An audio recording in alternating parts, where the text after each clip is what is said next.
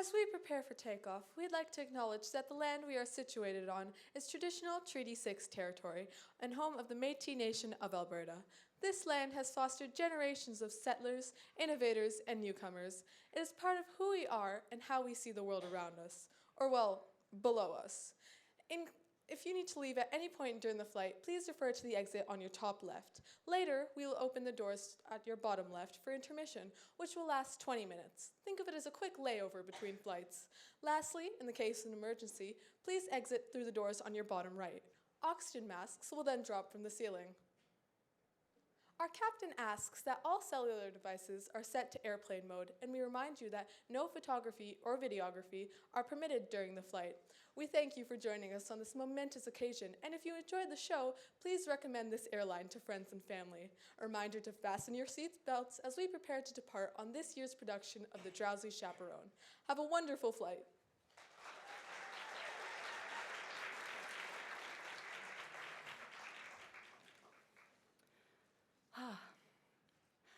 I hate theater.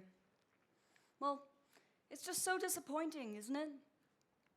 You know what I do when I'm sitting in the darkened theater waiting for the show to begin? I pray. Oh, dear God, please let it be a good show. And please let it be short. 2 hours is just fine, but 3 hours? Too much. And, oh, Lord in heaven, please keep the actors out of the audience. God, I didn't pay good money just to have the fourth wall come crashing down around my ears.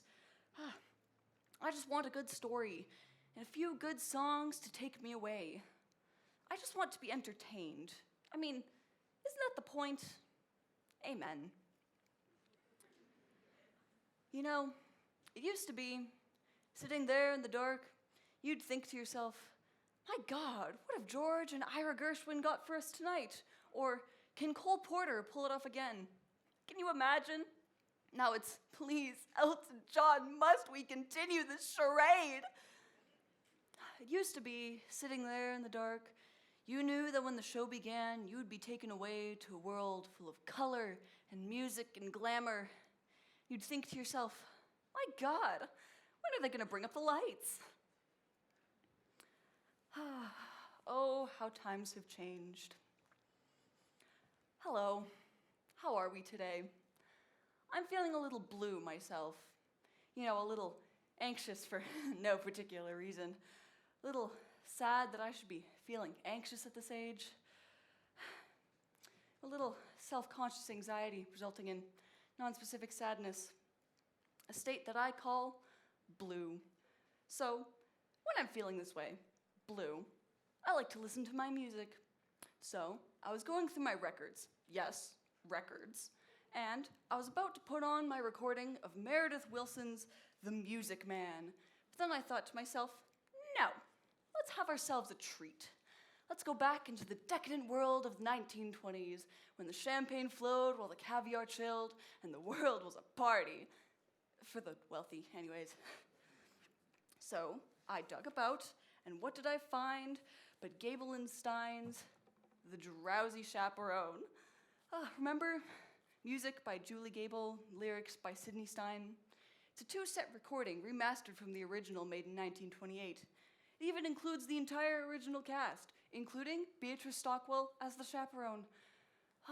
Isn't she elegant? And it was a full 15 years before she became Dame Beatrice Stockwell, too. Can you believe it? Oh, let me read to you what it says on the back. Mix-ups, mayhem, and a gay wedding. Of course, gay wedding means something different to us nowadays. But back then, it meant fun. And that's what the show is. It's fun. So would you indulge me? Yes. Would you let me play the record for you? Oh, I was hoping you would say yes. There we are.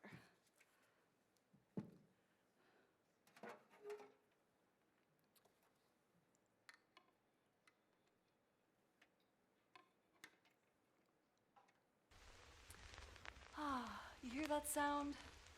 I love that static. To me, it's like the sound of a time machine starting up.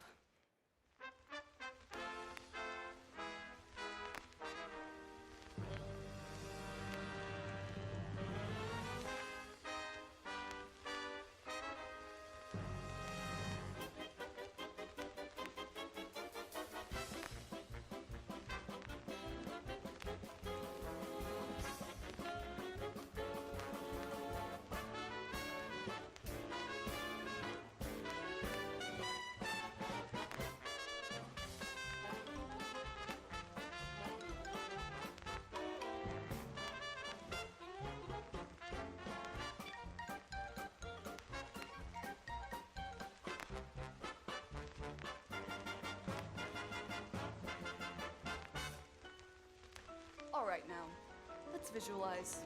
Imagine, if you will. It's November 1928, and you've just arrived at the doors of the Morosco Theater in New York. It's very cold.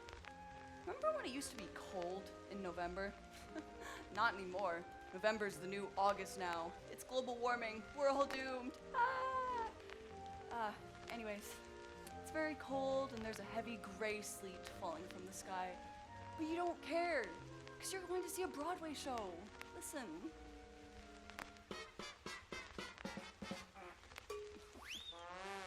Isn't this wonderful? It helps if you close your eyes. Overtures. Overtures are out of style now. I miss them. It's the show's way of introducing you. Hello, welcome. The meal will be served shortly. But in the meantime, would you like an appetizer? That's what an overture is. A musical appetizer. A poo-poo platter of tunes, if you will. Oh, something new! What could it be? Sounds kind of like a dance tune. Maybe a little rollicking. Maybe something involving pirates. Don't worry, there are no pirates. Now, here it comes. The moment when the music starts to build, and you know you're only seconds away from being transported. The curtain's opening. I can't wait!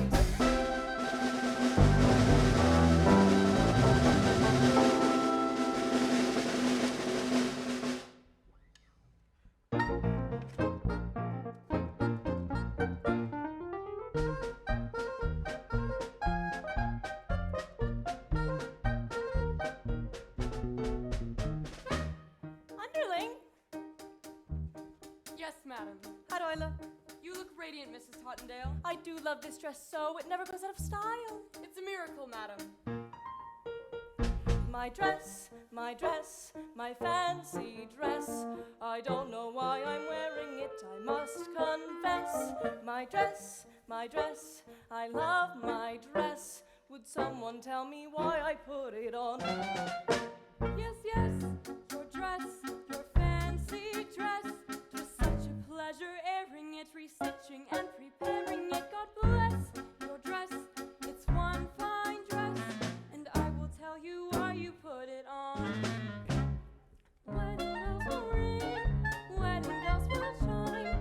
Madam, you're the hostess and it's happy wedding time. Wedding bells will ding, wedding bells will dong, wedding bells will ding-a-ling, and we will ding along. Your dress, your fancy dress. We're very, very glad you put it on.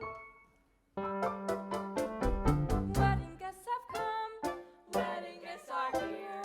Wedding guests are at the door and soon they will appear.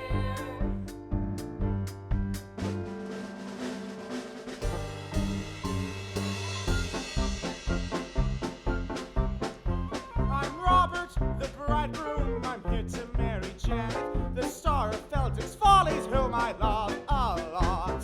I'm George, that's George, his best man, George. I'm honored to be doing what a best man ought. Mrs. Tottendale, now don't you worry, I have this whole wedding planned out. The key is organization. See, each string represents a task yet to be completed. Pay the musician, yell at the florist, book the minister. This whole wedding's gonna run like clockwork. Oh, is there going to be a wedding?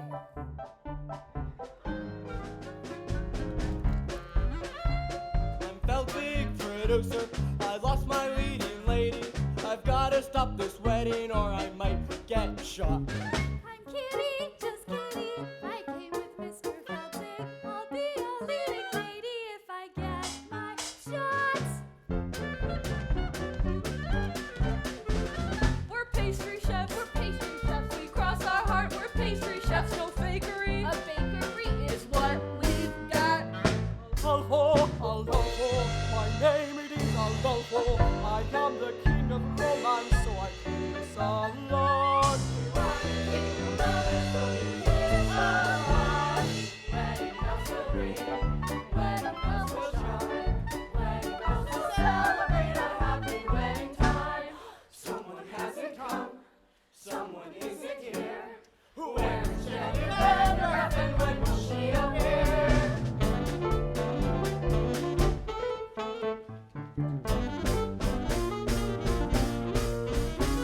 It's Janet, it's Janet, it's Janet.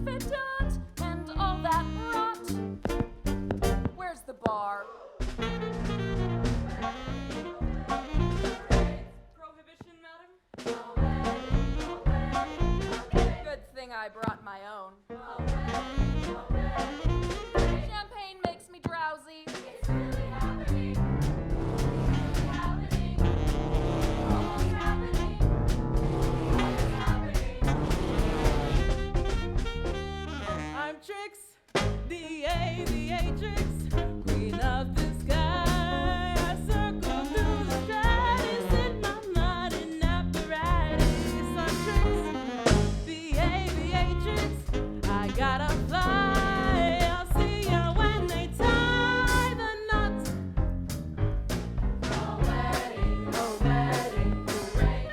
Ding-a-ling, there we have it. A All the guests have arrived.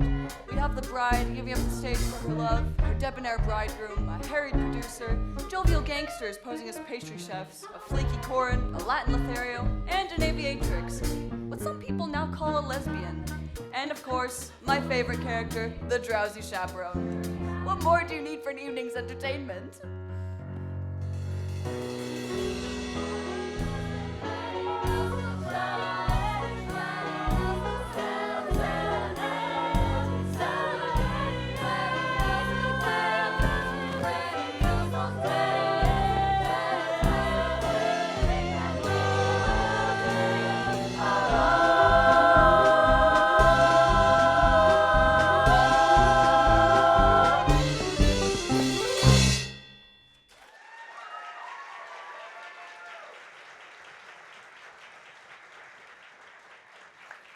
Oh, wasn't that wonderful?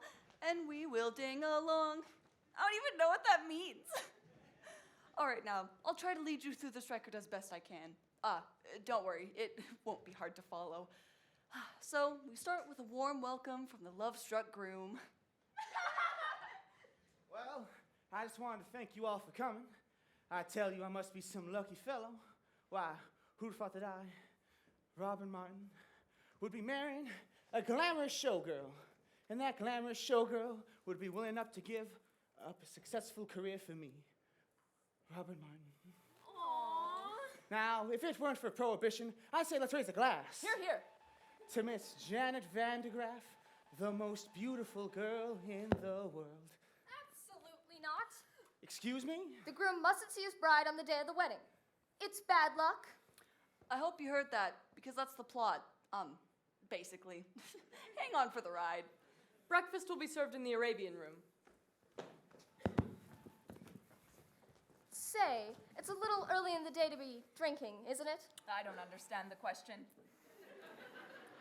Look, you just keep Janet away from Robert, you understand? You're the chaperone. It's your only job. Aye, aye, mon capitaine. Oh, Robert, who's my little monkey? I'm your little monkey. So, the bride and groom are whisked away, and we turn our attention to the B-plot, which involves the producer. Mr. Feltzig? Getting married and leaving show business. Mr. Feltzig! Doesn't she know I've got obligations? Mr. Feltzig, I can be your leading lady. You said it yourself, I'm useless in the chorus. Kitty, for the last time, you ain't got what it takes. But I've been taking lessons. Singing, acting, ballet. Ballet. Yeah, I'm pretty good too. Last week, I auditioned for Swanee Lake. A little annotation. Kitty and Feldzig were a couple in real life, Jack and Sadie Adler. Now, this is a familiar comic construct, a stupid woman and her long-suffering companion. At least, everyone thinks she's stupid until she does something clever and makes everyone wonder whether it's all just an act. The irony here is that Sadie actually was quite stupid. Jack had to explain all the jokes to her, apparently. But still, she had a wonderful career on the stage. Back then, the stage was the only place where stupid people could earn a decent living. This was before television, of course. Kitty, I don't have time for this. A petite four, Mr. Feltzig. Not now. Perhaps a nice profiterole. Boys, I'm not hungry.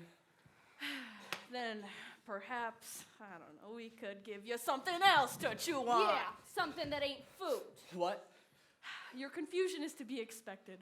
Although we stand here in the guise of innocent pastry chefs, we are also And primarily, employees of a certain individual. A certain individual? a certain individual. Who happens to be single largest investor in Feldzig's Follies. And he sent us here As pastry chefs, to express his concerns about Miss Van de Graaff's impending nuptials. specifically, That if she gets married and leaves the show, then there ain't no show. Say, don't I know you? No, you don't. Have you ever spent any time in Toledo? Have you ever spent any time in Nakoma? No, but I have a cousin in Seattle. Kitty, boys, now you can tell your boss that this wedding's never gonna happen. You have my word. Oh, we'll take your word, all right. But to go back on that word would be a recipe for disaster. Now, I hope we've made ourselves perfectly eclair. One can only hope. You best gotta be kidding me. A trifle much? Don't tart with me. All right, you can drop the pastry chef routine.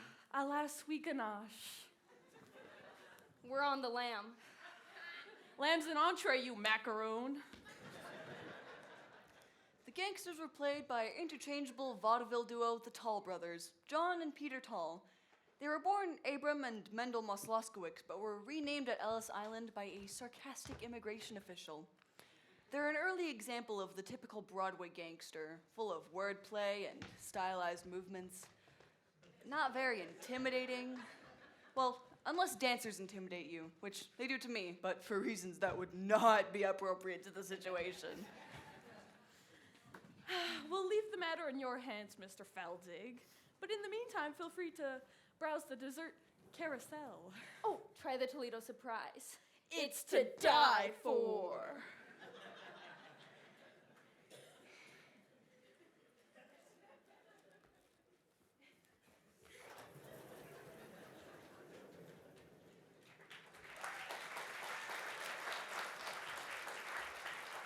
Holy cats, Mr. Feltzig. They're gangsters. Very perceptive, Kitty. Now go powder your face. Oh, I've got to stop this wedding. But how? Oh, Lord, how? I always thought that moment was a little overplayed. Now, with the story well on its way, let's go to the groom's room. Hey there, handsome. Show me those pearly whites. The groom was played by the dashing Percy Hyman. He started out as the Albright toothpaste man. His fabulous smile adorned every tube. Albright was hugely popular in the early 20s because it contained cocaine. It's true. It was the fifth ingredient down, right after sugar. Anyways, it wasn't long before he became a huge matinee idol. Now, don't you worry, pal. It's perfectly normal for a groom to be nervous on his wedding day. It is? Of course! I love Percy Hyman. Now, some people like to say he was a bad actor, but to those people I say, shut up. Hey there, Mr. Mirror Man, shaking and a quaking, trembling like them fraidy cats do. Something big been bothering you. Cold feet, brother, you've got cold feet. You can make them cold feet hot with a little rhythm. Young feet, old feet can be uncontrolled feet. Ever make them cold feet trot down the aisle. Frosty arches, they can learn to swing. Icy toes can jive. Wedding marches played in ragtime swing. Make frigid souls come alive and take that dive. Cold feet, small feet, turn them into bold feet. You can make them cold feet hot. You don't say. Well, why don't you just slide back to your mud hole, you backstabbing worm? Well, now I have to find another minister. Say, what are you up to? I'm singing an old song, a Dixie remedy for wedding day jitters. You think you've got jitters? You've got the easy part. I've still got to get rice, boutonnieres, and a minister. I have the weight of the wedding on my shoulders. Why, George, it sounds like you've got cold feet. What do I got? Cold feet. What do I want? Bold feet. What do I do? Scold feet? No! You make the cold feet hot.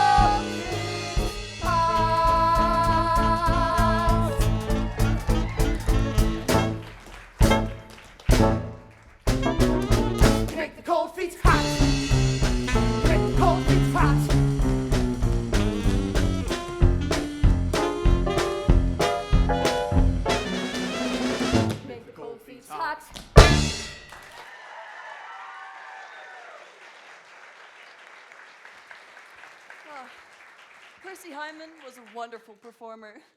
I like to think of him panting and sweating after a long dance routine. He's still alive, you know. I saw him on the news recently, celebrating his 100th birthday. To say that the passing years had taken their toll on him would be a grotesque understatement. They wheeled him out, and he had that expression of pained confusion that God only reserves for the very, very old on their birthdays. You know, the one that says, "Who are you? Who am I? Why is this cake on fire?" You know what I'm talking about? Anyways. All right. That's enough of that. Dancing around like a fool. Sorry, George. I just got a little excited. It is my wedding day, after all. Well, you could have snapped an ankle. Tap dancing is too dangerous. Why don't you... Go out for a skate instead. That's what I like to do when I want to blow off some steam. George, what would I do without you?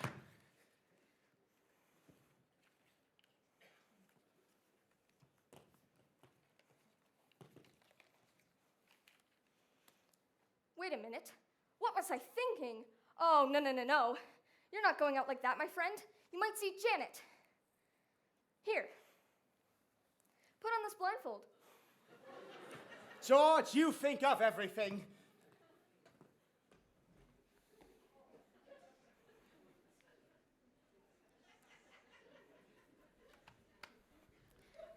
Just looking out for you, my boy, and no more tap dancing.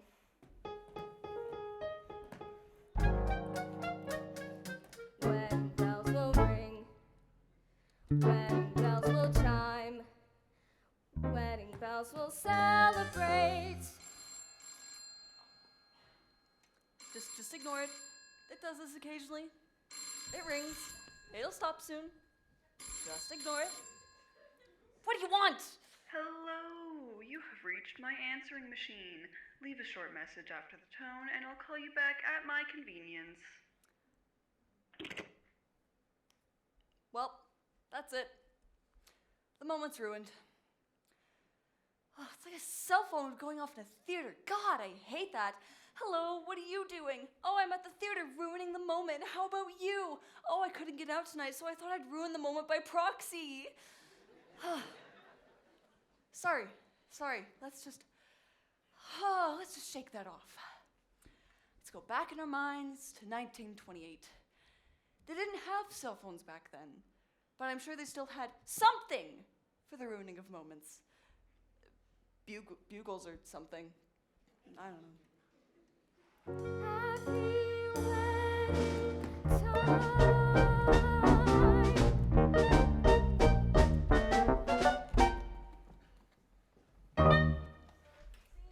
We find our bride, the glamorous Janet Vandegraff, entertaining questions from reporters as she lounges by the pool.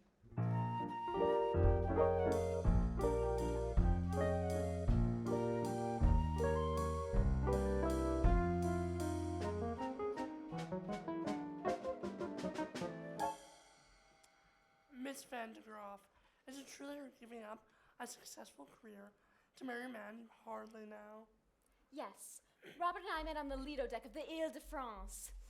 He amused me with stories of his father's oil interests. We spooned, briefly, and then he proposed. So you won't be returning to the stage? Ever? I shan't. You shan't? You shan't? You shan't. I shan't. Can we quote you on that? Of course. One more question. Yes?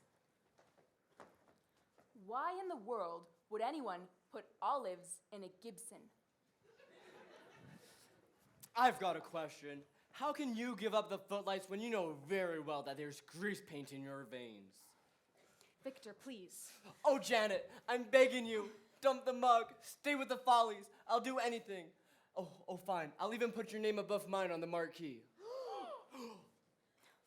Oh, Victor. If you think this is about vanity, you couldn't be more wrong. I don't want to show off no more. I don't want to sing tunes no more. I don't want to ride moons no more. I don't want to show off.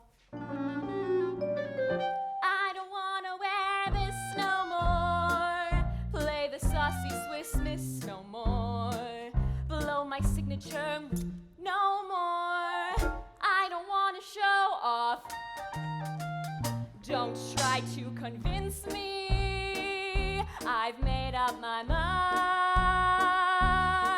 and that's it. I quit. I'm leaving it all behind. I don't want to be cute no more. Make the gentleman hoot no more. Hey, baby. I don't want to wear fruit no more. I don't want to show off. Not me. Page 3. Ah, gee, I don't want to show off. She don't want to show off. I don't want to show off. She don't want to show off no more. Off no more. Not me. Whee!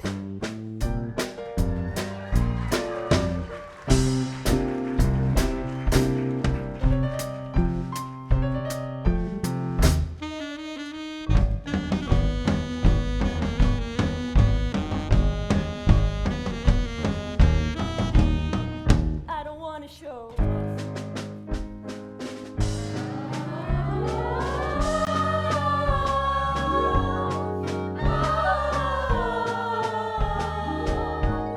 She don't want to show off, don't want to show off no more. Don't want to show off no more.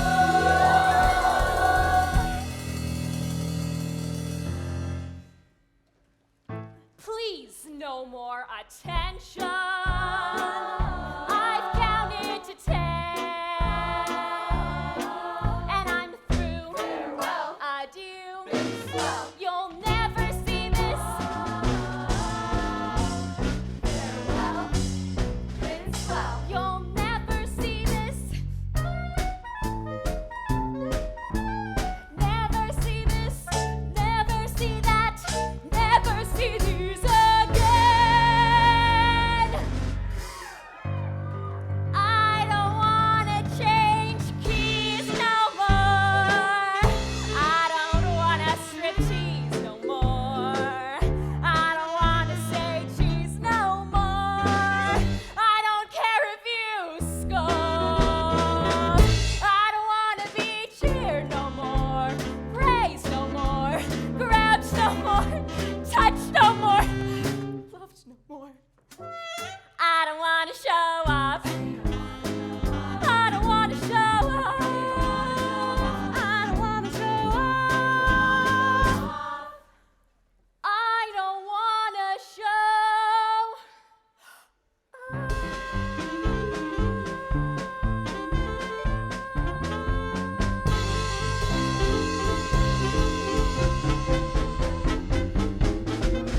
no more.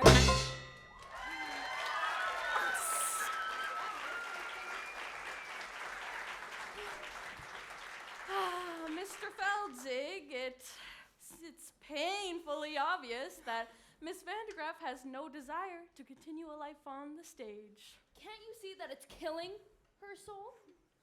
Don't worry, boys. This isn't over yet. Yeah, I'm surprised she didn't do an encore. I don't want to encore no more. Keep 'em shouting for more, no more.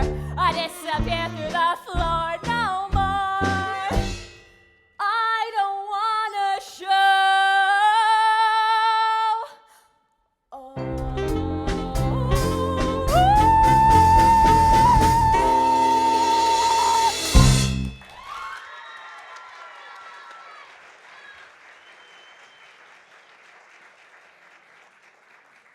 That was Jane Roberts as the bride. She was the Oops girl, remember? Surely you remember the Oops girl. God, don't you people read? Ugh. She was billed as the girl whose sexual energy was so great it made the men around her have accidents, spill their drinks, drive their cars into trees. And she would go, oops. Well, I'm not really doing it justice, but people ate it up. She made a whole series of movies. Oops, The Oops Girl Come Home, and Oops Girl at Sea, which won an Oscar for special effects. Okay, begging and groveling didn't work. On to plan B. And for that, I'm going to need an accomplice. Someone gullible with loose morals. I need a, what do you call them? a European.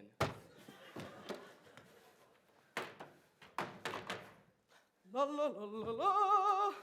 In walks Aldolfo, self-proclaimed ladies' man, who's played by former silent film star and world-class alcoholic Roman Bartelli.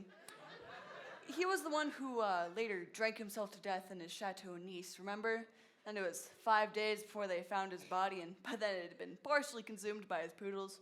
It had only been partially consumed. Excuse me, I don't believe we've met. I am Aldolfo. You're Aldolfo. Yes, I am Aldolfo. Not the Aldolfo. Yes, I am Aldolfo. Funny, you don't look like a scoundrel. Yes, I... What? Why, just now I overheard the groom saying, Aldolfo's a scoundrel. Aldolfo is a scoundrel? Those very words. Aldolfo is a scoundrel? It's like I'm hearing it again. This is outrageous. Why is he saying this to peoples? To beautiful ladies with breasts for making love? Why, I must. You must take matters into your own hands. Yes, I must take this groom into my hands and kill him. No, don't kill him. Just hurt him enough so we can't get married. Ah, yes. Show me to this groom. Wait! What? What kind of man is this groom? A big man? Well... A burly fellow? I mean, he's big on the outside. No. Aldolfo will not fight big men. Small, pale, wheezy little dwarf people Aldolfo can punch right away. But no big men. So you're a lover, not a fighter. Yes, Aldolfo is a lover of beautiful ladies. Some say I'm the king of romance. Well, you know what they say. Best way to get revenge at a man is through his... Door! No. Back at a man through his... Window! Getting revenge at a man through his... So is... There is no other ways. I'm not Santa Claus coming down the chimney. Through his woman. Ah, his woman. Yes, Aldolfo, his woo-man. His woman. His bride. Aldolfo will make love to bride. And that will show people Aldolfo is no scoundrel. Show me to this bride. Wait! What? What kind of woman is this bride? A big woman? No. A burly woman? No, she's the cat's pajamas. Pajamas? She's a looker, an attractive lady. Ah, show me to sis, cat in pajamas. Aldolfo will make her purr. Stop that. Like a cat in pajamas.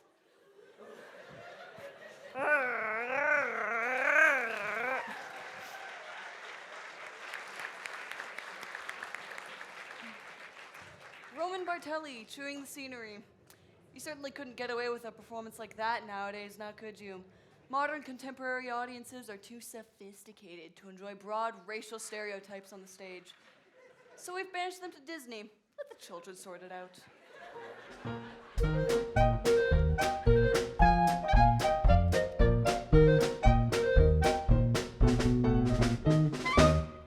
Underling? Yes, madam. The pastry chefs have been kind enough to provide the liquor for the party, but remember, Underling, we have to be discreet. Yes, madam. It is prohibition after all. I'm aware of that, madam. We'll have to use code words. For instance, if someone asks for a glass of ice water, that means they want a glass of vodka. Have you got that? Yes, madam. Are you sure? Maybe you want to write it down or something? I understand, madam. A glass of ice water is a glass of vodka. What's a glass of ice water? Vodka. Ice water? Vodka. Ice Vodka. Well, you see, that's settled then. One less thing to do. Underling, might I have a glass of ice water? I found our meeting with the pastry chefs rather tiring, and I would enjoy a nice, refreshing glass of ice water. Your ice water, madam. That was pure vodka, you poop. I hate this scene. Well, now I do need a glass of ice water. A glass of Ice water, madam. Yes, ice water. Have you gone deaf? Would that I were. Probably see where this is going, can't you? It's really just a series of spit takes. Your ice water, madam. That was pure vodka, you poop. You know, in some ways, the drowsy chaperone was quite progressive. For its time in the 1920s. Black actress playing the aviatrix, for example. Your ice water, madam. That was pure vodka, you poop. Yes, quite progressive. Yet other things were quite stale in 1928. You know what? I'm just gonna skip ahead. That was...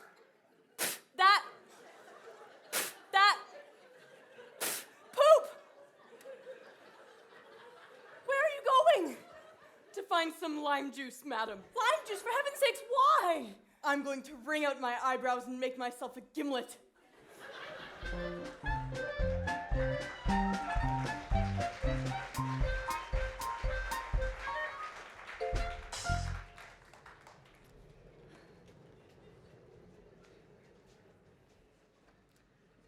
Ugh, what a mess.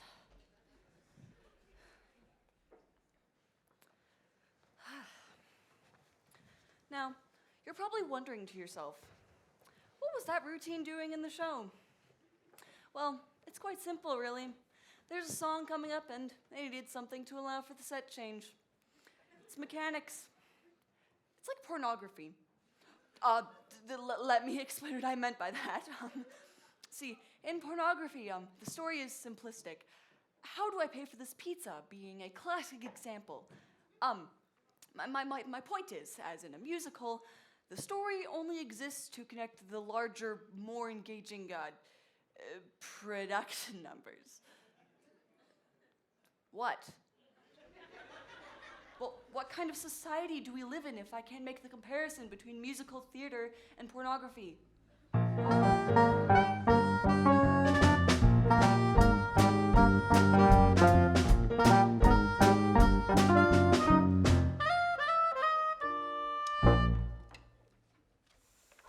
In a few hours, I am going to be Miss Robert Martin. Oh, my head is spinning. Yes, life is a mad whirlwind. Now, this is a really interesting scene. This is the only time in the entire show that Jane Roberts and Beatrice Stockwell are alone together on the stage. Back then, Jane Roberts was an emerging star, but Beatrice Stockwell was already well established and a force to contend with. I'm so full of apprehension, but I suppose that is normal, considering the circumstances. Have you ever been married, chaperone? No, I drink for pleasure, not out of necessity. Your ice water, madam. Have you ever been married, underling? Heavens no, madam. If I'm going to serve a woman, I prefer to be paid for my efforts. Oh, you two. I know it seems crazy to give up a successful career to marry a man I hardly know, but for some reason, when I look into his eyes, his big monkey eyes, gee, I get all woozy, and that's just love. Isn't it? Not necessarily. The wooziness could be caused by any number of reasons. I mean, I'm woozy right now, and I'm certainly not in love. Now, Beatrice Stockwell was famous for her rousing anthems. She entertained and inspired the troops of every major world conflict up to and including the Falklands War, though by then she was in her late 80s, so her anthems didn't so much rouse as they did stupefy. But still, she demanded that a rousing anthem be included in every show she ever did, even if it wasn't appropriate. But you couldn't just say no to her. That's star power. Really, you're not being the least bit helpful. Couldn't you at least allay my fears with a few choice words of inspiration? Inspiration. Really, dear, that's not my forte. Yes, but if you could just talk to me. As we stumble along on life's funny journey, as we stumble along into into the blue. We look here and we look there, seeking answers anywhere, never sure of where to turn or what to do.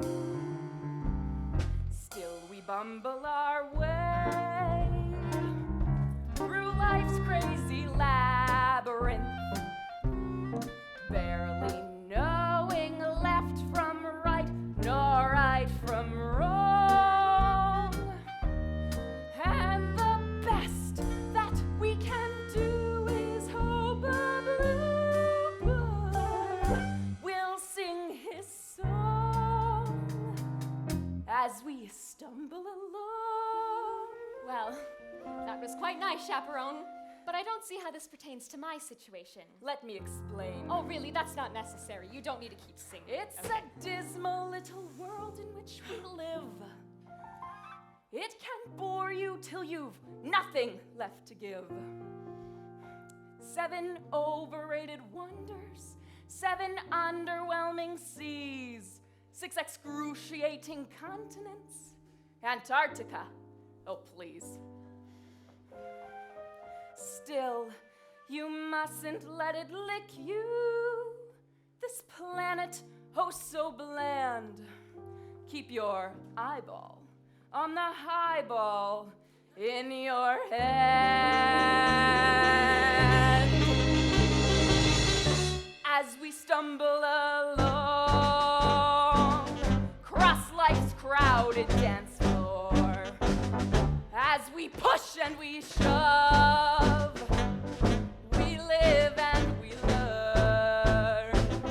And when we finally leave the bar and we see that morning star, we pull our bootstraps up and homeward turn.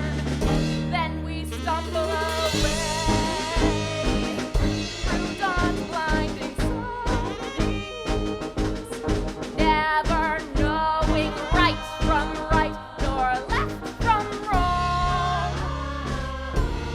But as long as we can hear that little bluebird, there'll be a song as we stumble along. As we stumble, bumble, fumble, plumble. As we stumble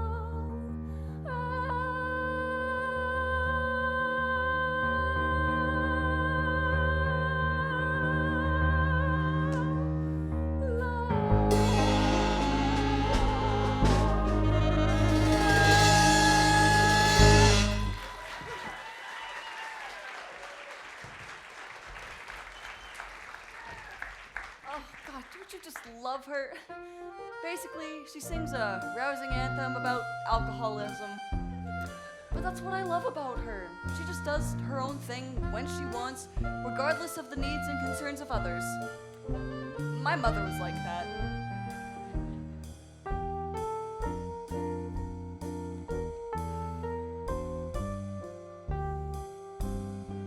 Well, that was quite inspiring, chaperone.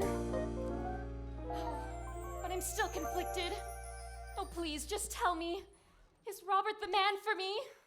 My dear, that is something you'll have to decide for yourself. But I just don't know if he loves me. Why don't you ask him? Why don't you say, Roger, do you love me? It's Robert. And I'm not allowed to see him. In fact, it's your job to be keeping me away from him. You're right, and I take that responsibility very seriously. However, I'm just this moment feeling terribly, terribly drowsy. I think I need a lighty down. Now, whatever you do, don't go out into the garden seeking out your fiancé to ask him the question upon which your future happiness depends. Oh, thank you, chaperone. I just have to know if he loves me. Such a skinny little fool. Still, I envy her so. Oh, when will love come crashing through my door?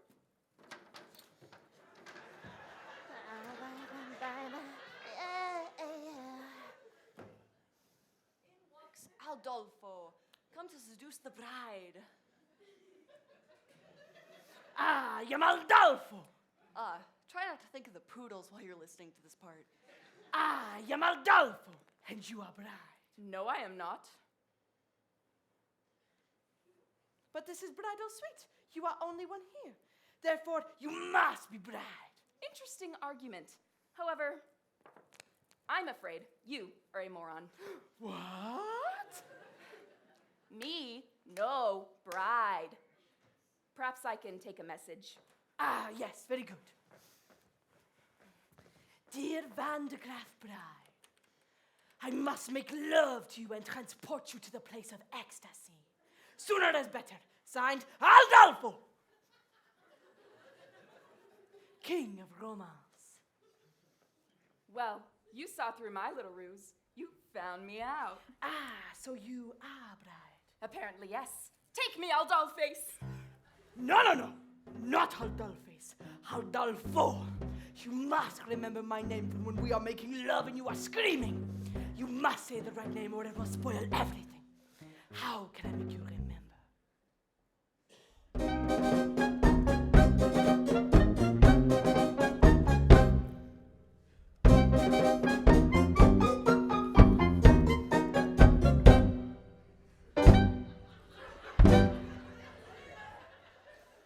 I'm sure that you have heard the name Aldolfo, a ladies' man who wins acclaim Aldolfo. Well, lovely miss, I am the same Aldolfo. I'll introduce myself. I am Aldolfo. Nice to meet ya, shall we? Not so fast. So just in case you didn't hear Aldolfo, I'll try to make it very clear, Aldolfo. The lovely ladies always cheer Aldolfo. When I repeat myself, I am Aldolfo. Understood. I can sing it high, I can sing it low, Aldolfo. I can sing it very fast, Aldolfo. I can sing it very slowly. I'd do it now, but it would take hours. Now let us see if you can remember my name. I'll give it a shot. Now who's the fellow that you see? Aldolfo. And how should you refer to me? Aldolfo. And who is it I'll always be? Aldolfo. Now sing it proudly. You are Aldolfo. Now let me spell it out for you. For all you lovely ladies who didn't hear for some reason. Because maybe you are hard of hearing or something. I don't know. It goes.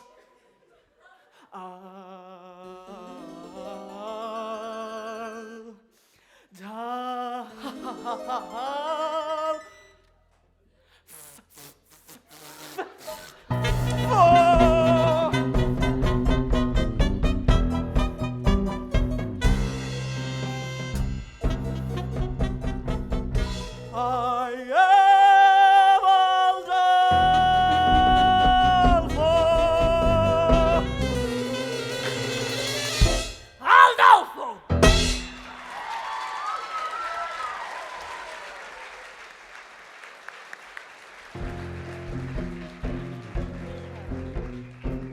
That was my mother's favorite number in the show.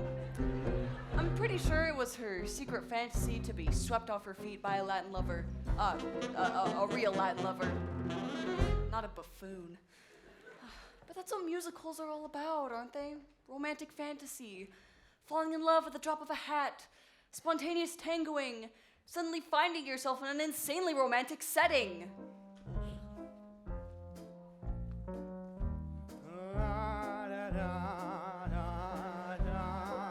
Robert, look out! Oh, sorry, madam. It's my wedding today, so I gotta wear this blindfold. A blindfold? Say, who am I speaking to anyhow? Why, it's me. I mean Mimi. Mimi from France. This scene couldn't be more ridiculous. So, you are marrying Miss Janet Van de Graaf? No? Oui, I hear she is very beautiful oui, and glamorous. oh, oui, oui. Is it true that she has an exponentially broad range and excels at playing both dramatic and comedic roles? Say, I'm having trouble placing your accent. What part of France did you say you're from again? Oh, the middle part, where they make the toast.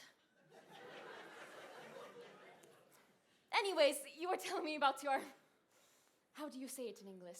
Fiancé? That's right. So, tell me, when was the moment you knew that she was the only one for you? It's a funny story, actually. We were both sitting on the Leo deck of the Ile de France. Yes?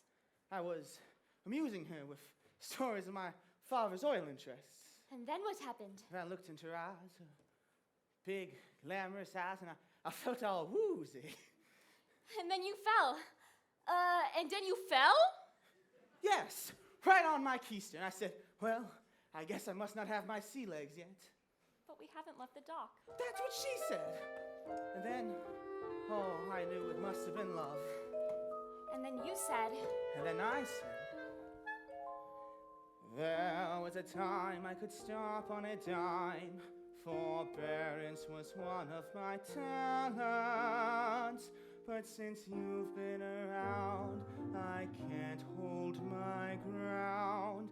I'm consistently losing my balance. I'm an accident waiting to happen. I'm a mishap about to ensue. I'm the toy on the stair, the three-legged chair, the hem that's been caught by a shoe. Oh, when my two lovesick arms started flapping, there was nothing my ankles could do. I'm an accident waiting to happen. So happy I happened to you. and then what happened? And then she joined in. When men say I'm sweet and they fall at my feet, my heart doesn't beat any faster. But when you lose control, it touches my soul. So I'm bracing myself for disaster. You're an accident waiting to happen, a catastrophe destined to be. And I'm the rags in the cellar, A broken umbrella, a branch hanging loose from a tree. I can see myself jumping and clapping for a man who lives dangerously. You're an accident waiting to happen, so hurry and happen to me. I'm an accident waiting to happen. So hurry and happen to me.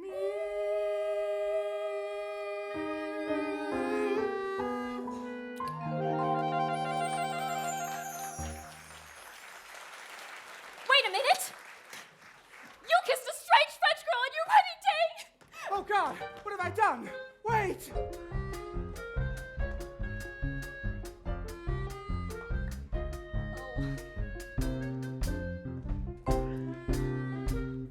Well, seems that the blindfold and the fake French accent led to a terrible misunderstanding. What a mess. Will it all work out in the end? Of course it will. It's a musical. Everything always works out in musicals. In the real world, nothing ever works out, and the only people who burst into song are the hopelessly deranged.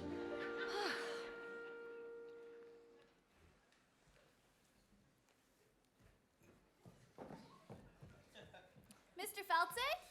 Where's that philandering foreigner? Mr. Feltze? How long does it take to seduce one bride? Mr. Feltze, you don't need Janet no more. Kitty, not now. But I've been working on a new mind reading act. Presenting Kitty the Incomprehensible. Now think of something. Well, I'm thinking of something, all right. Wait, I'm getting it. Pick up some milk and a loaf of rye bread, and don't forget to shave your legs. You're reading your own mind, you idiot. No wonder it was so easy. Mr. Feldzig. It seems that the wedding is proceeding according to schedule.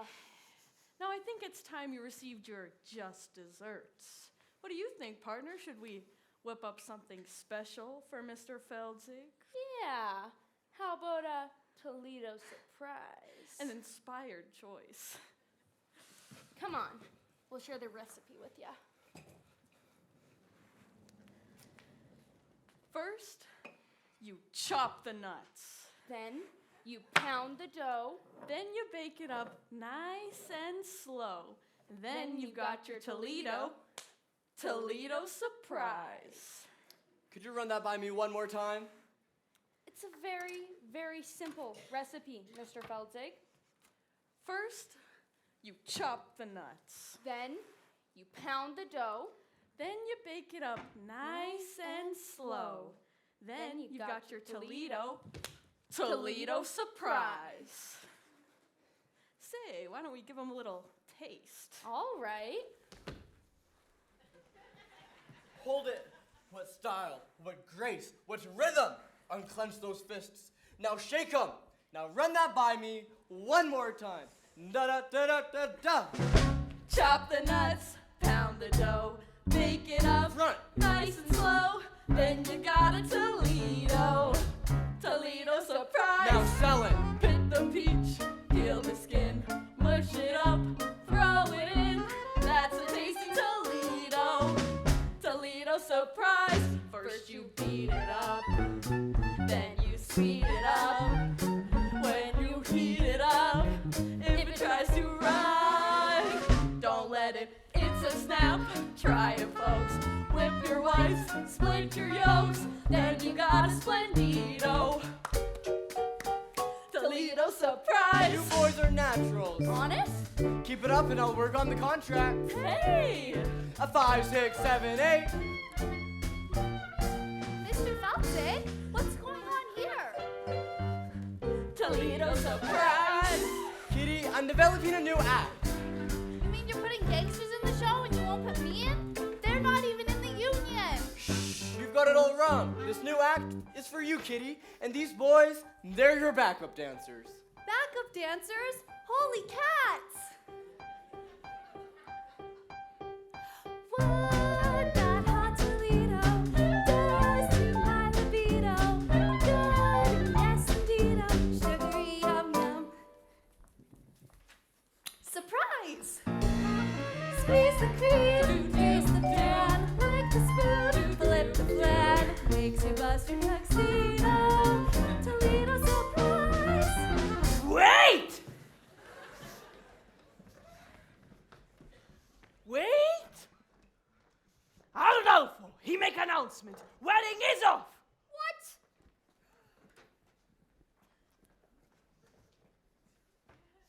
For the love of God, why?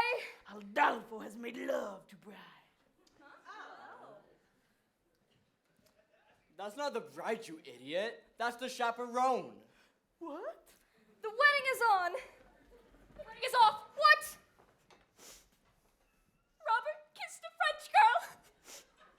Her name is Mimi, and she's so beautiful. I couldn't help it, Janet. She was just like you, only French. Sweet Mother Pearl. Underling? Yes, madam. What is all this commotion about? The wedding, madam. Oh, is there going to be a wedding? Not anymore. Oh, what a tragedy. What a wonderful, wonderful tragedy. Clear the floor, boys.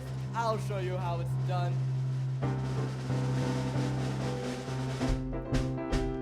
First you beat it up, then you sweet it up. When you heat it up, if it tries to rise, don't let it.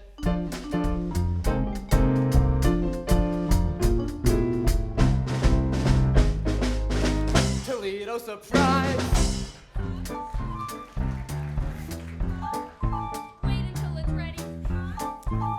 until it's ready. Now it's looking ready.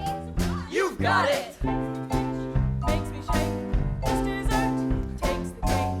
Hits me like a torpedo. Toledo's surprise. Surprise!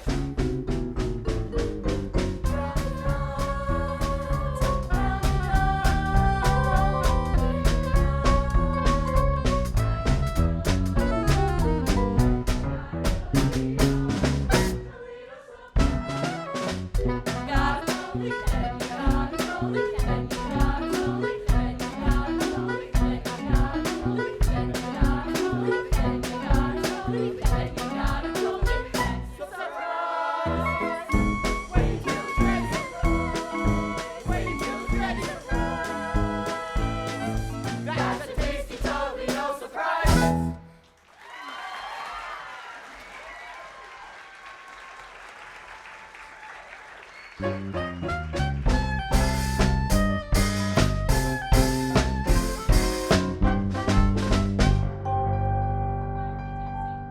Our dreams are in tatters. Yes, yes, but the tunes are so infectious. Oh, Robert, this is the saddest day of my life.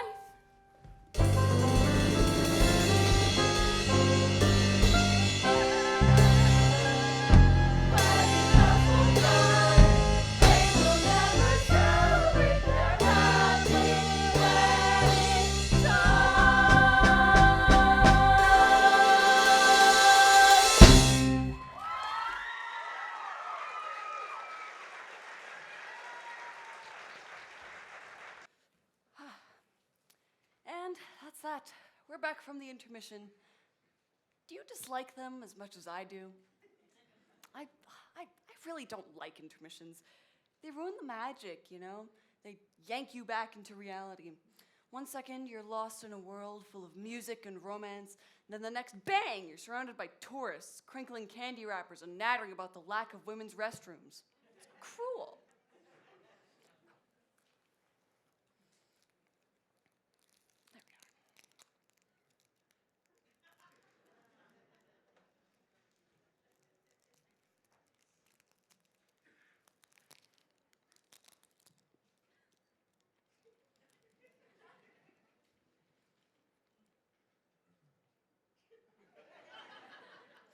Oh, it's a power bar. I have a bit of a blood sugar issue. I have to eat small meals throughout the day, or else I get a little jittery.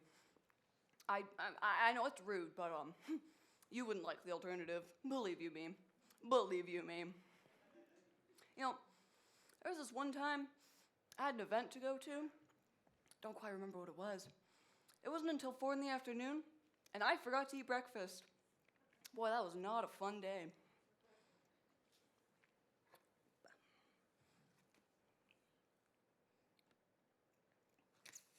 That's a good sound.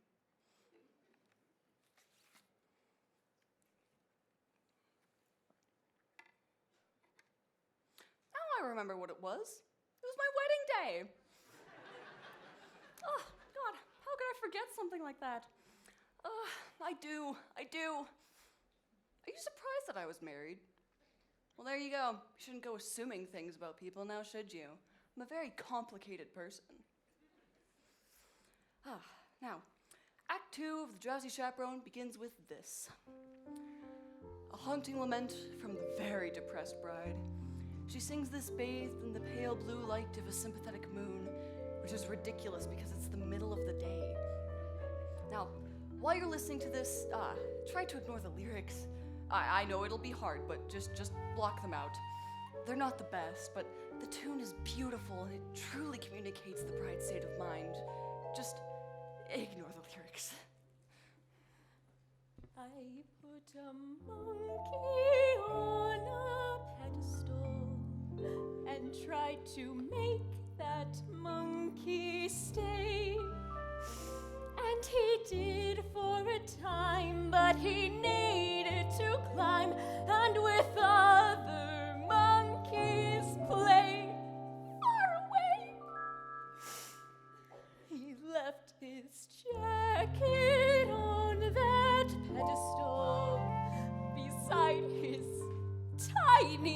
dusty cup, and I haven't got the strength to pick them up. Oh, monkey, monkey, monkey, you broke my heart in two. But I'll always save that pedestal for you. Come, my little monkey, come, my little monkey, Melody is so simple. It just floats on the air. And I must confess, I always get a little misty thinking of that tiny jacket laying on the pedestal, its long sleeves dangling on the floor. Oh, monkey, monkey, monkey, you broke my heart in two. But I'll always save that pedestal for you. Come, my little monkey. Come, my little monkey.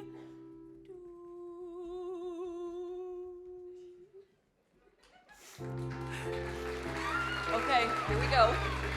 Wait, Who are you? I'm Janet Vandegraff. Do you need anyone? I don't need anyone. What about the love of one man? What do I care for the love of one man when I am adored by millions?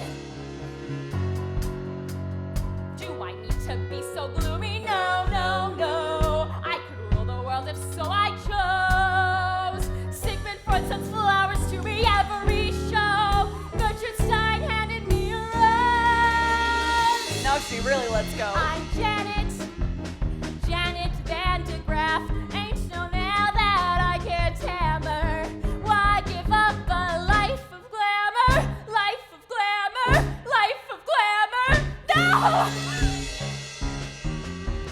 Monkey, monkey, I love this part. monkey, monkey, She's having a complete mental breakdown. monkey, monkey, monkey. I'm an accident waiting to happen. I don't want to show off no more. Monkey, monkey. I don't want to spread mirth no more. Monkey, monkey. Greatest on earth no more. I don't wanna, I wanna, I don't wanna, I wanna, I don't, I do, I don't, I do. I don't wanna show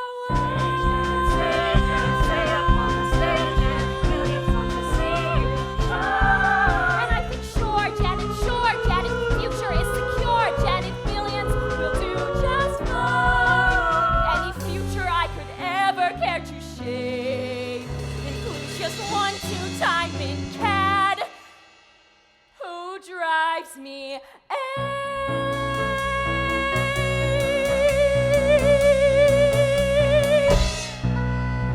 Oh, Robert, what a fool I've been.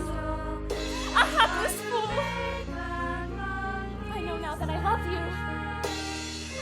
And I've thrown it all away. I love you, monkey.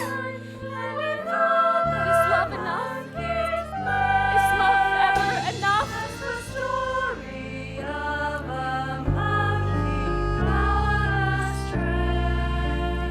I ask Monkey, monkey, the stars monkey, monkey. above. Is it the monkey or my pedestal?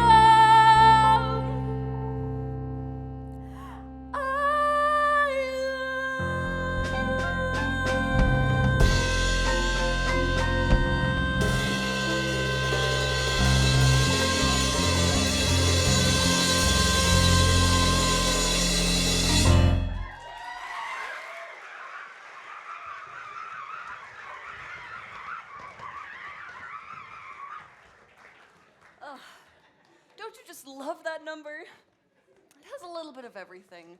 A little Busby Berkeley, a little Jane Goodall. That's what I love about musicals in general. When a character is in crisis, they sing and they dance, which is so much more interesting than just whining about it. But that's the glory of musicals in general. They're just so... Oh, you see, this is what I'm talking about. This is life. You manage to be happy for 5 seconds, and then something starts ringing.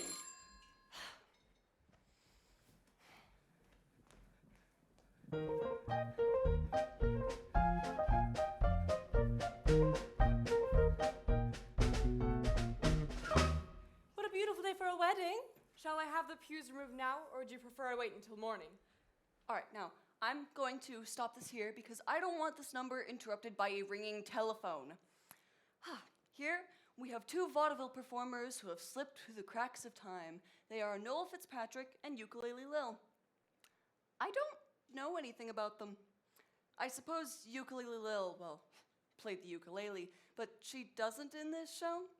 I actually tried finding out more about her. I went through all my books, and I even searched the internet, but all of my searches ended in Tiny Tim's autopsy photographs. Anyways, they're both charming. Now, why would you have the pews removed, underling? The bride has called off the wedding, madam. Oh, never listen to a bride on her wedding day. Love is a very complex emotion. Yes, madam. One minute you can be so close to someone, and the next minute, why? You just want to strangle them. Do you understand? I'm familiar with the urge to strangle, yes. You see, that's just the nature of love. Love makes lovers worry. Love makes lovers fret. But here's a fact on which we can depend. Just like long ago when Romeo loved Juliet, love is always lovely in the end. But Romeo and Juliet was a tragedy, madam. Oh, I never read reviews. Love can start a quarrel, love can cause a din, but love will always be a trusty friend. 'Twas a happy fate for Hank VIII and Anne Boleyn. Love is always lovely in the end. I must point out, madam, that Anne Boleyn lost her head. Yes, she was in love. Love was good for Eve and Adam. Here we go again. And Samson and Delilah, too. Good grief. May I pose a question, madam? Why, yes, of course. Why does nothing I say to you ever get through? Don't mind if I do.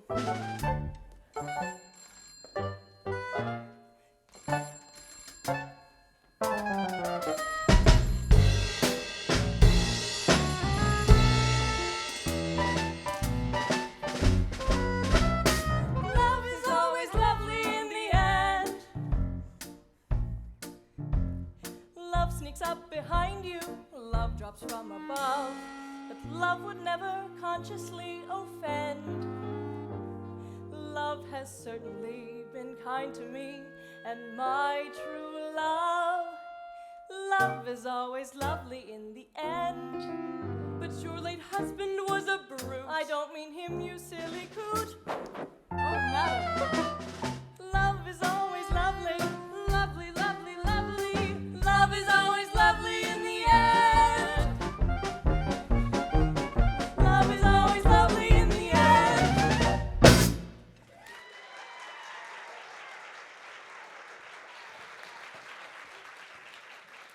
Yes, that was charming. But to be frank, on some level, that number pisses me off. Now, I'm going to say something here, and yes, I have been drinking, but I'm going to go out on a limb and say that love is not always lovely in the end. Often, in the end, there are lawyers.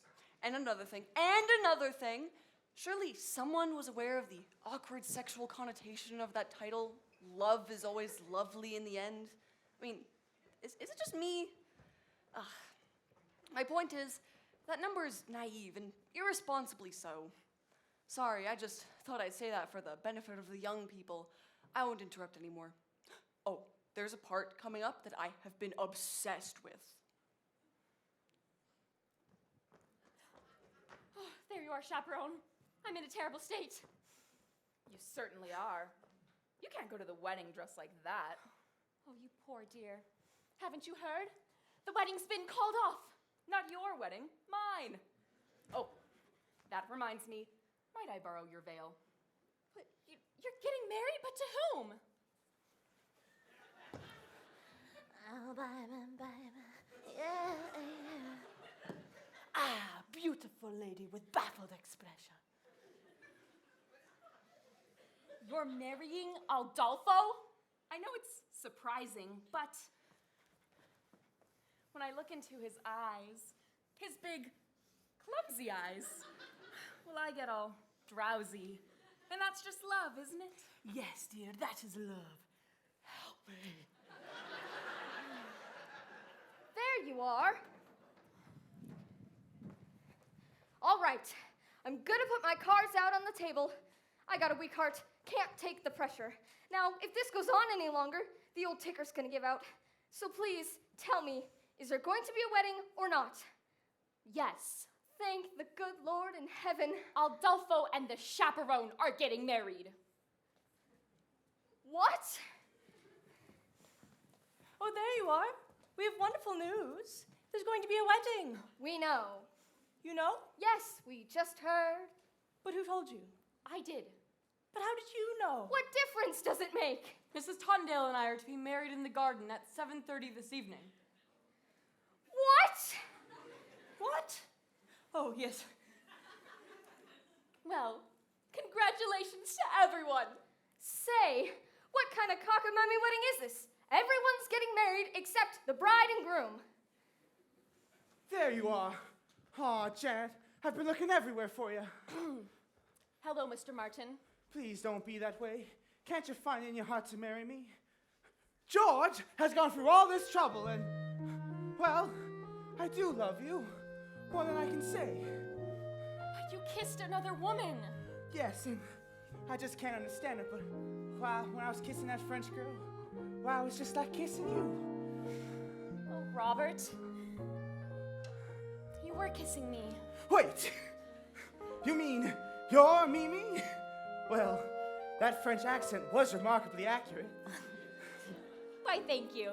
I developed it playing the role of Monique on Hold That Baguette. There you are.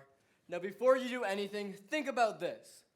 No matter how well you play the part of happy wife, you will never get a standing ovation. Oh. I don't know. Oh, I'm so confused. Chaperone! Chaperone, please, I beg you, just this one time, give me some advice that is both coherent and appropriate to the situation. Should I marry Robert? Okay, now, here it comes. The moment I was talking about. Not only the culmination of the plot, but also a moment that has fascinated me far more than any other and has me coming back to this record time and time again. Here it comes. Well, my advice to you is, And here it is. Listen. well, you can. Did you catch that? You can't really make out what she says because someone drops a cane. Here, I'll play it for you again. Well, you can. Is she saying live while you can or leave while you can? Well, you can. I mean, it's Beatrice Stockwell, so it might just be a cynical quip, but this is a wedding after all, and that's what you think when you're standing at the altar there, isn't it? Live or leave, and you have to live. Because you do love her in some way. I mean, it's not an exact science, and arrow doesn't come down out of the sky and point to the one you're supposed to be with. So one day, you say it. You say, I love you, and you phrase it as a question, but they accept it as fact. And then suddenly she's standing there, tears in her eyes and a $3,000 dress, and her nephew made the chuppah, so what do? Do you say, I was kidding, I was joking? No, you can't. You live. You choose to live, right? And for a couple of months, you stare at the alien figure in bed beside you, and you think to yourself, who are you? Who are you? And then one day you say it out loud. Then it's trial separation and couples counseling, and all your conversations are about her eating disorder and your Zoloft addiction, and you're constantly redefining and reevaluating and revisiting before you lose the whole deposit on the house and the whole relationship ends on a particularly ugly note with your only copy of Gypsy spinning through the air and crashing against the living room walls.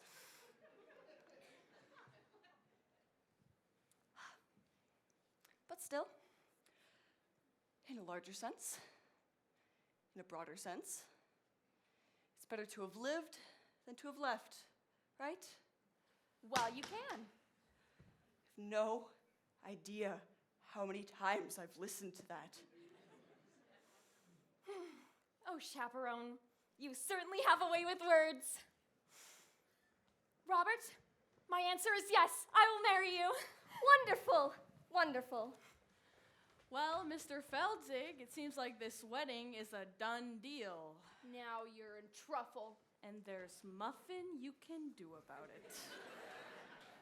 But there is a replacement. I found a new leading lady. Presenting Kitty the Incredible.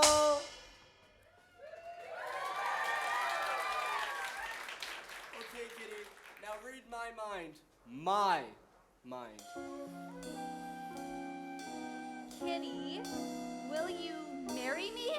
Holy cats, Mr. Feldzig, yes! Yes! Isn't she amazing? Well,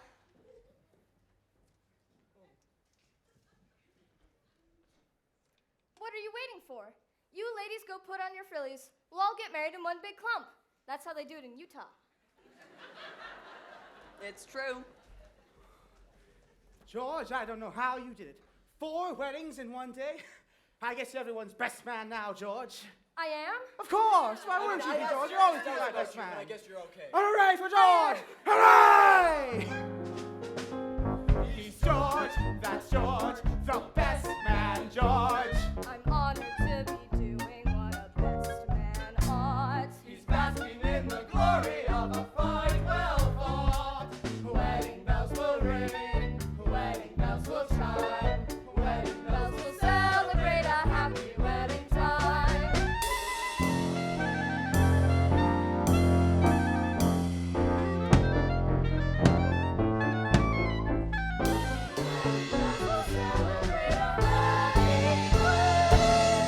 Minister, you may begin. Oh no, I forgot the minister. What? Well, you all have it.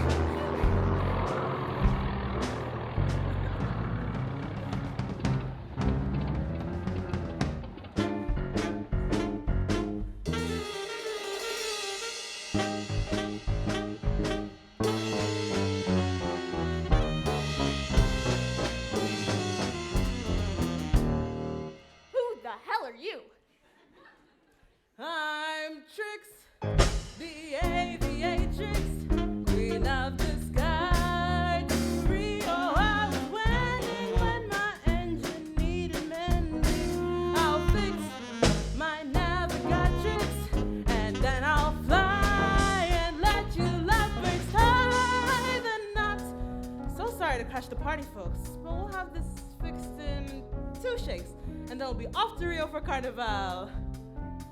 Wait, a captain of a ship can perform a marriage. Yes. And a pilot is comparable to a captain. Yes. And an airplane is a kind of sheep, a sheep of the air. Some call it an airship. Oh, shit! Yes. Wait, I got it. Tricks. You can marry them on the plane, and then we'll all have the honeymoon in Rio. Hurrah! A bride and groom in a chapel may bring a tear to the eye, but what a thrill when lovers drill. I do in the sky. When vows are set in a meadow, the bees and daffodils sigh. Well, heartbeats rush when sweethearts gush. I do in the sky. Do you? We do. Do you? We do. Do you? We do. Do you? We do.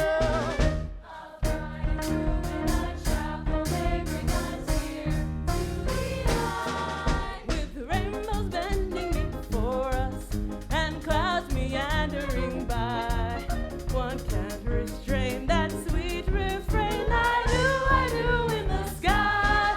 Oh,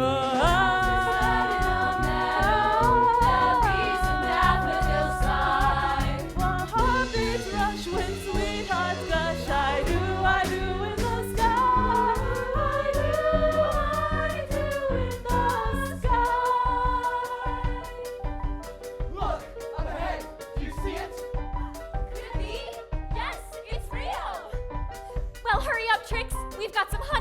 do. Then fly,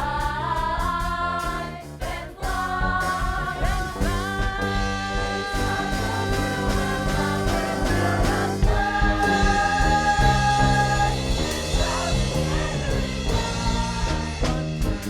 Refrain, that sweet refrain. I do.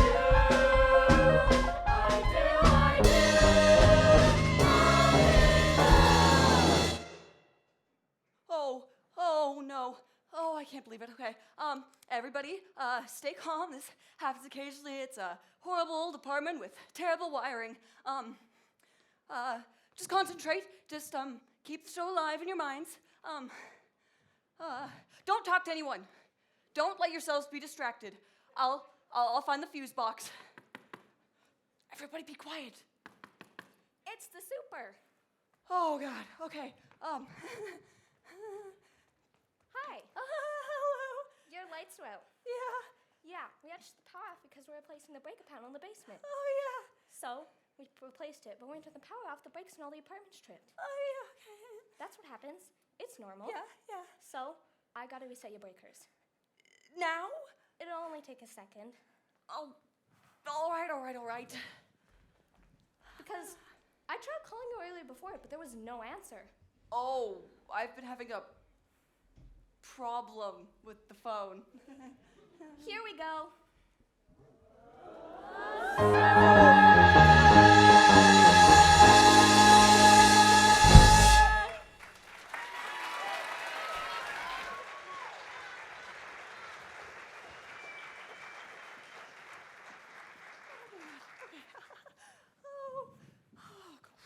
What was that? It was a record. What kind of music was that? It was just a song. It was a show, you know, a musical. You like musicals? No. I love musicals. I go with my sister all the time. It's amazing what they can do nowadays. Did you see Miss Saigon? They landed a helicopter on stage in that one. Yeah, I've seen them all. I've seen Cats, Les Mis, 9 to 5. I liked the movie better. Really? Well, good day. It was so nice seeing you. Goodbye.